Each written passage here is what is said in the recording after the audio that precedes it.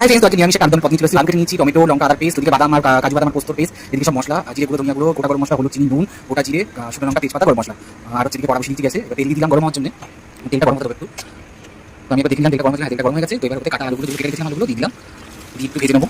দেওয়ার পরে তেল একটু নাড়াচাড়া করার পরে একটু হলুদ আর নুন দিয়ে দেবো, দিয়ে ভালো করে ভেজে নেবো লাল লাল করে। তো দেখো আলু ভেজে তুলে নিচ্ছি লাল লাল করে। তারপরে তেলে আমি গোটা জিরে আর শুকনো লঙ্কা ফোড়ন দিচ্ছি, তারপর তেজপাতা দিচ্ছি, তারপরে গরম মশলা দেবো, গোটা গরম মশলা, তারপরে একটু চিনি দিয়ে দেবো কালার হওয়ার জন্য, যেহেতু শুকনো লঙ্কার গুঁড়ো ইউজ করবো না, কাশ্মীরি লঙ্কার গুঁড়ো, একটু চিনি দিয়ে দিচ্ছি কালারটা হওয়ার জন্য।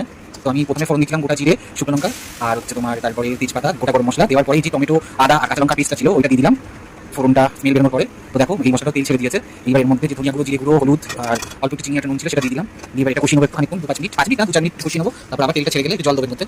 তো মশলা দেখো আবার কষতে কষতে তেল ছেড়ে দিয়েছে। তো এবার আমি বাদাম আর হচ্ছে পোস্তর পেস্টটা দিয়ে দেবো, দিয়ে ভালো করে মিশিয়ে নেবো।